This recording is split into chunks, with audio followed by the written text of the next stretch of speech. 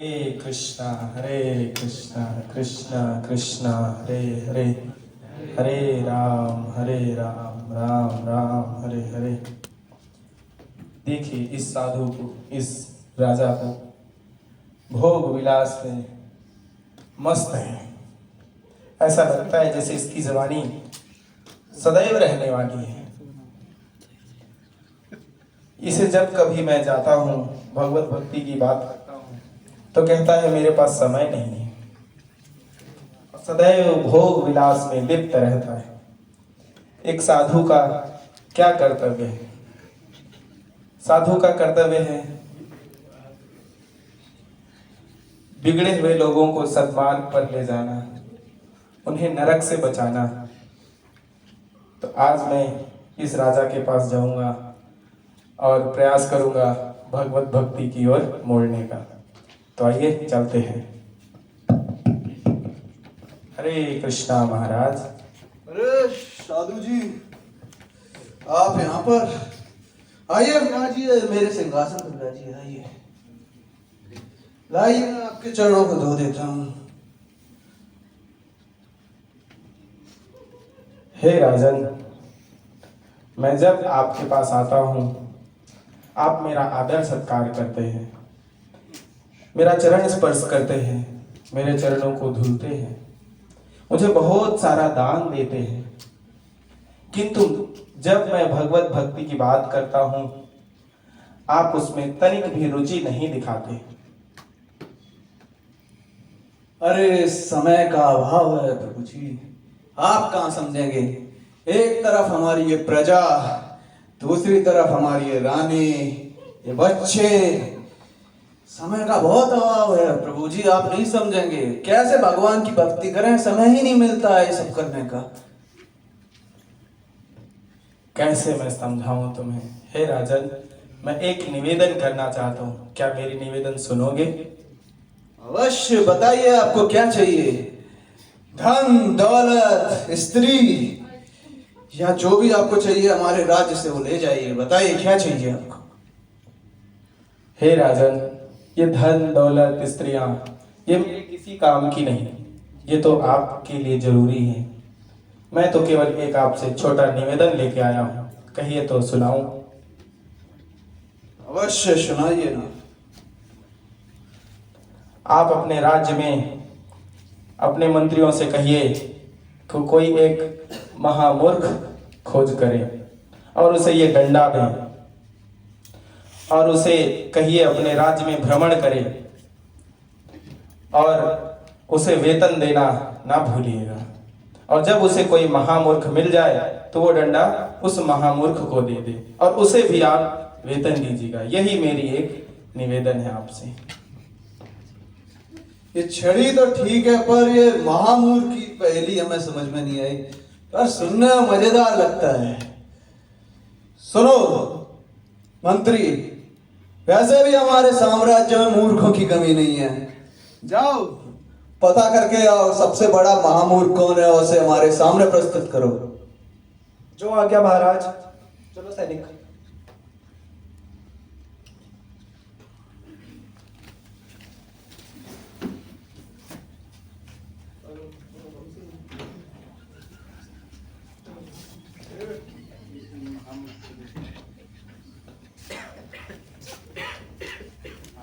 महाराज, आपने बुलाया? महाराज, आपकी आज्ञा से इस राज्य का सबसे मूर्ख व्यक्ति आपके सामने प्रस्तुत की है। ये वो मूर्ख, तुम्हें कैसे पता चला ये महामूर्ख है? महाराज, आपकी आज्ञा अनुसार हमने काफी प्रयास किया। काफी प्रयास के बाद हमें एक व्यक्ति मिला जो कि अपनी दौलत लुटाते हुए नजर आ रहा था, और हमने इससे पूछा कि ये धन क्यों लौटा रहे हो, तो इन्होंने बताया कि धन इनका है ही नहीं। और आश्चर्य की बात तो ये है, ये कहते हैं कि इनका शरीर ही इनका नहीं है। क्या तुम्हारे शरीर तुम्हारा नहीं है? नहीं महाराज, मैं तो आत्मा हूँ ना। तुम्हारी धन दौलत तुम सब पर लुटा दे रहे हो। सब लुटा दिया महाराज, मेरा कुछ नहीं है। इसके तो स्वभाव से ही पता चल रहा है ये महामूर्ख है। अच्छा सुनो, महाराज, ये छड़ी लो। ये किसने महाराज?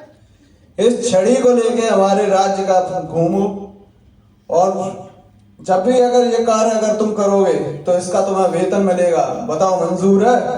वाह, सैलरी में मिलेगा? अवश्य। ये तो सरकारी नौकरी हुआ। तो इसी बात पे आज से तुम्हारा कार्य शुरू करते हैं। जाओ अपने कार्य पर लग जाओ। धन्यवाद महाराज।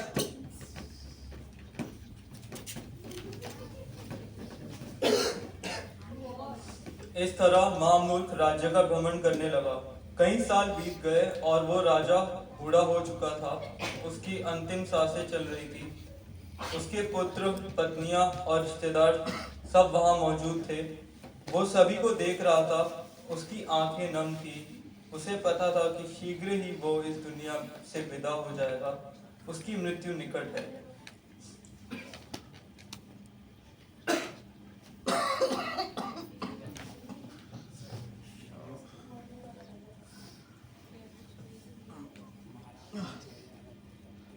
अच्छा सुनो, तुम सबसे तो मैं मिल लिया, अब मेरी आखिरी इच्छा पूरी करोगे? मंत्री जी महाराज, वो एक व्यक्ति वो महामूर्ख है, उसे हमारे सामने प्रस्तुत करो। जैसे आपकी आज्ञा महाराज।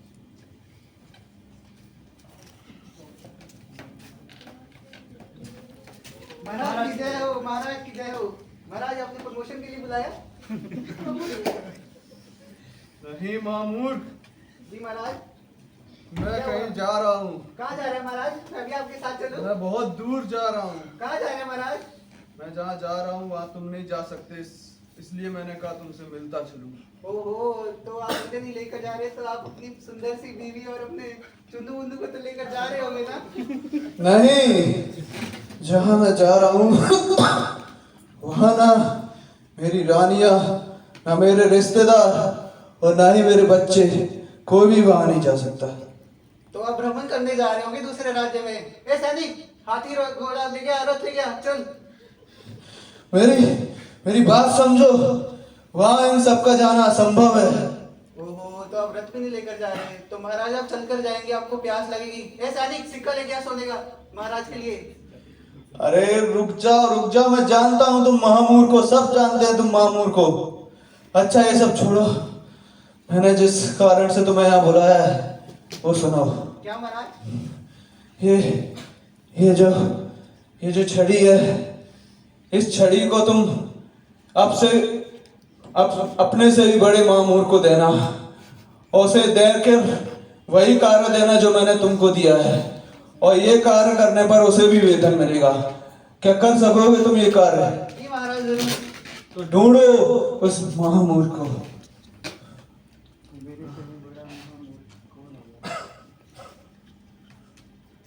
तो महाराज, मुझे आपसे बड़ा महामूर्ख यहाँ पे और कोई नहीं दिख रहा। आप ये छड़ी आप अपने पास रखिए।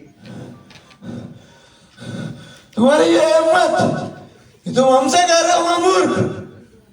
किस तरीके से हम तुम्हें महामूर्ख दिखते हैं?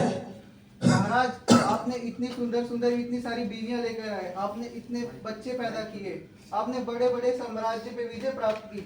जब आपको पता था कि आप अपने साथ कुछ लेकर नहीं जा सकते, एक तिनका भी नहीं लेकर जा सकते, तो ये सारी संपत्ति आपकी कैसे हुई? ये इतना दिव्य ज्ञान तुम्हें कैसे पता है? तुम कोई आम व्यक्ति नहीं लगते। कौन हो तुम? आपने सही कहा, मैं उस दिव्य साधु का एक शिष्य हूँ जो उस समय आपको भगवत ज्ञान देने का प्रयास कर रहा था। बट उस समय आप भोग ऐश्वर्य में इतने लिप्त थे कि आपने उस दिव्य साधु की एक बात भी नहीं सुनी। ओह, अब मुझे समझ में आया। तो दिव्य साधु तुम्हें मेरे पास इसलिए छोड़कर गए थे, मैं समझ गया। तो अब मेरा एक प्रश्न है, क्या उसका जवाब दोगे तुम मुझे? महाराज जरूर पूछिए। मैं अंतिम समय में ऐसा क्या कार्य करूं जो मैं अपने साथ ले जा सकूं? ऐसी कौन सी चीज है जिसे मैं अपने साथ ले जा सकता हूं? हे महाराज, भक्ति की कोई उम्र नहीं होती, जब जागो तब सवेरा। चैतन्य महाप्रभु कहते हैं, हरेर नाम एव केवलम क्लेव नास्तेव गतिर अन्यथा। हरि के नाम के अलावा और गति का कोई अन्य उपाय नहीं है। इसलिए हरे कृष्ण महामंत्र का श्रद्धा पूर्वक जप कीजिए। और भगवान भगवत गीता में कहते हैं, तेषां सतयुक्ता नाम भजताम प्रीति पूर्वकम ददामि बुद्धि योगम तम ये मम उपयंति ते। जो मेरी प्रीतिपूर्वक भक्ति में लगा रहता है उसको मैं बुद्धि देता हूँ जिससे वो मेरे पास आए। इसलिए हे राजन, अपने मन को भगवान के चरणों में लगाओ। अपने हमारी जीवन का जो लक्ष्य है वो है भगवान को पाना, और हमारे जीवन का जो धर्म है वो है भगवत धाम जाना, और भक्ति ही करना हमारे जीवन का कर्म है। तुम्हारी बातें सुनकर मेरे अंदर का डर खत्म हो गया। मानो जो मेरे हृदय में खबरत थी वो खत्म हो चुकी है। मैं समझ गया मुझे क्या करना चाहिए, बताओ।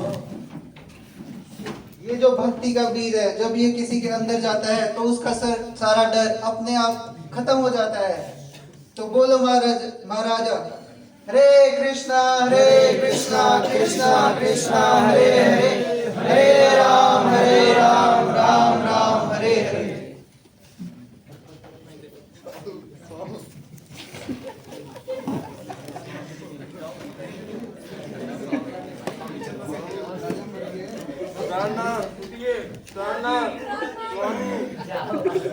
स्वामी उठिए, कहाँ गए आप?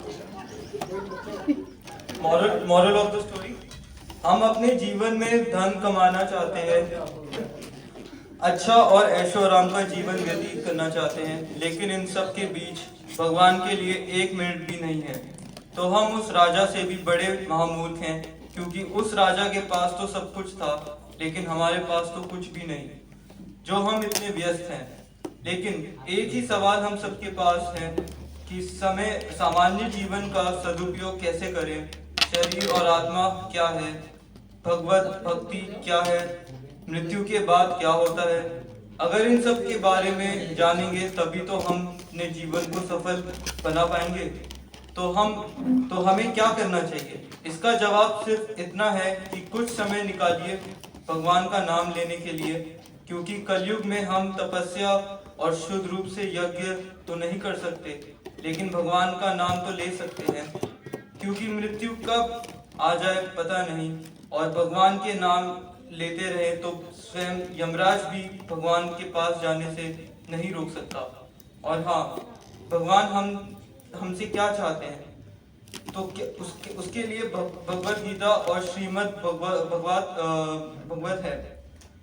प्रतिदिन उसका अध्ययन कीजिए और उसके बताए मार्ग में चलिए। बोलिए सब लोग, हरे कृष्णा कृष्णा कृष्णा हरे हरे, हरे राम राम राम हरे हरे।